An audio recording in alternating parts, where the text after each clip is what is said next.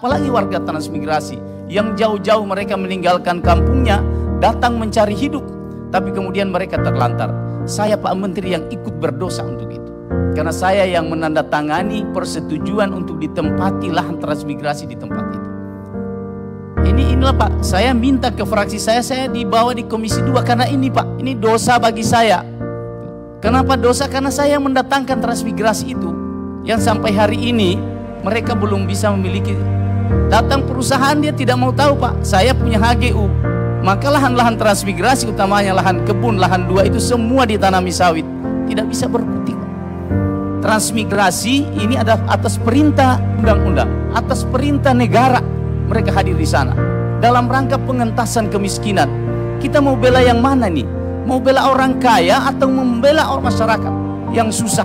Warga transmigrasi itu orang susah, kemudian dipindahkan supaya taraf hidupnya bisa lebih baik. Tapi kalau mereka ditelantarkan seperti ini, negara ada di mana ini?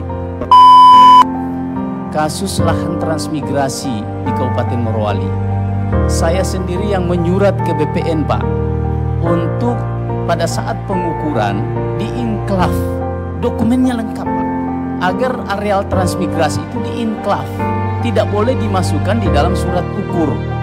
Tapi surat saya itu setelah terbit Pak HGU, semua lahan transmigrasi masuk di HGU perusahaan PT Citra Pak. Jadi surat kami itu tidak ada manfaatnya Pak. Ini atas nama Bupati Pak, saya sendiri yang menandatangani surat itu meminta sebelum terbit HGU supaya diinklaf.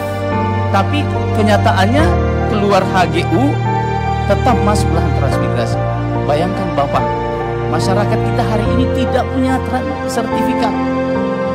Inilah Pak, saya minta ke fraksi saya dibawa di Komisi 2 karena ini Pak, ini dosa bagi saya. Kenapa dosa? Karena saya yang mendatangkan transmigrasi itu, dan sampai hari ini mereka belum bisa memiliki. Datang perusahaan dia tidak mau tahu Pak, saya punya HGU. Maka lahan-lahan transmigrasi utamanya lahan kebun, lahan 2 itu semua ditanami sawit, tidak bisa berkutik. Ini satu. Yang kedua Pak, kasus PTPN 14 di Kabupaten Morowali Utara. Sebelum waktu itu, sebelum mekar kabupaten ini, saya yang menyurat meminta, ada rekomendasinya Bupati Pak, agar lahan-lahan masyarakat ini sebelum terbit sertifikat HGU nih, lahan-lahan masyarakat yang sudah dikelola, yang sudah dalam bentuk persawahan, dalam bentuk kampung dan sebagainya, itu tolong jangan diterbitkan HGU di situ. Tapi apa yang terjadi? HGU keluar, semua lahan masyarakat, sawah yang aktif Pak, bahkan perumahan, kampung masyarakat masuk di HGU. Ini kira-kira gimana ini Pak Menteri? Di sana tidak ada orang yang, ini hanya butuh sebetulnya eksekusi Pak.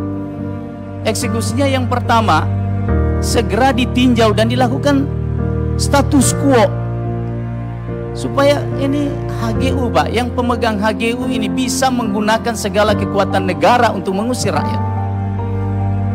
Itu persoalannya.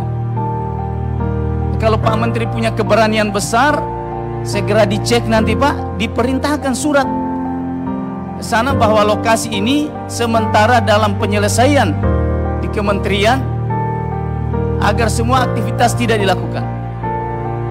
Rakyat sudah puas itu Pak, daripada mereka setiap hari ada di situ melihat, apalagi lahan transmigrasi ini Pak, kasihan mereka. Kemarin saya sudah minta Pak Bupati solusinya, bayangkan, saya minta Pak Bupati gimana solusinya.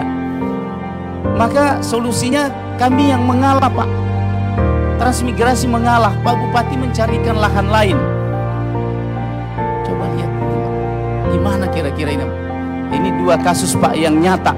Jadi bukan karena misalnya ada sengketa di dalam, ini hanya butuh ketegasan Pak Menteri, segera tegaskan, mungkin disurati di sana sehingga tidak ada lagi aktivitas baik yang dilakukan oleh PTPN maupun dilakukan oleh perusahaan. Saya kira kita semua bersepakat Pak, lebih bagus bela masyarakat, apalagi warga transmigrasi yang jauh-jauh mereka meninggalkan kampungnya datang mencari hidup, tapi kemudian mereka terlantar. Saya Pak Menteri yang ikut berdosa untuk itu. Karena saya yang menandatangani persetujuan untuk ditempati lahan transmigrasi di tempat itu. Ini saja Pak Menteri, terima kasih.